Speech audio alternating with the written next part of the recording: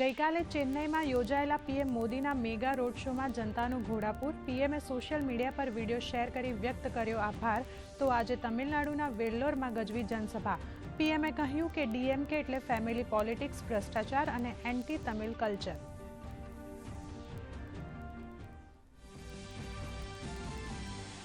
ભાજપના પ્રચાર સામે કોંગ્રેસ પાછળ. રાજસ્થાનમાં પીએમ મોદી બાદ કોંગ્રેસ નેતા રાહુલ ગાંધી આવતીકાલે અનુપગઢ અને ફલોદીમાં કરશે જનસભા.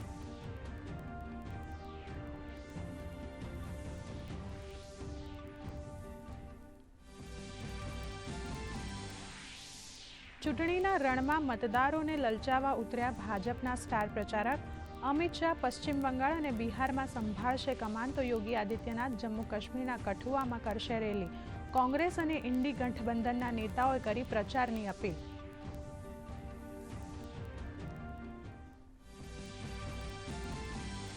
આજે કોંગ્રેસ ગમે તે ઘડીએ જાહેર કરી શકે છે ગુજરાતની 4 લોકસભા સીટ પર ઉમેદવારના નામ.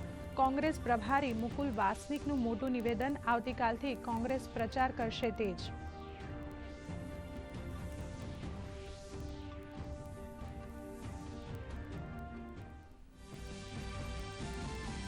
આજે મુખ્યમંત્રી ભૂપેન્દ્ર પટેલ પોરબંદરમાં જિલ્લા પદાધિકારીઓ સાથે યોજશે ચૂંટણીલક્ષી બેઠક. તેમજ ભાજપ પ્રદેશ પ્રમુખ CR પાટીલ અમરેલીમાં જિલ્લા બૂથ પ્રમુખના સંમેલનને કરશે સંબોધન.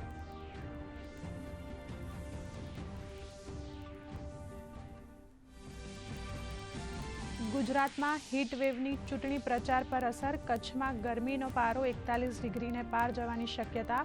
સપ્તાહના અંત સુધીમાં હળવા વરસાદની આગાહી.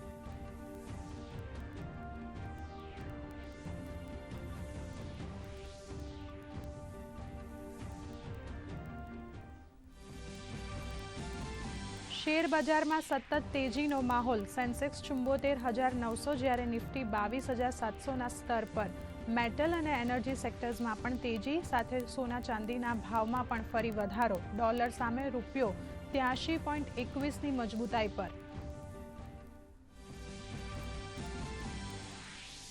આઈપીએલની રોમાંચક મેચમાં સનરાઇઝર્સ હૈદરાબાદે પંજાબ કિંગ્સને 2 રને હરાવ્યું. મેચમાં છવાયા સનરાઇઝર્સના નીતિશ રેડ્ડી. આજની મેચમાં રાજસ્થાન રોયલ્સની ગુજરાત ટાઇટન્સ સાથે થશે ટક્કર.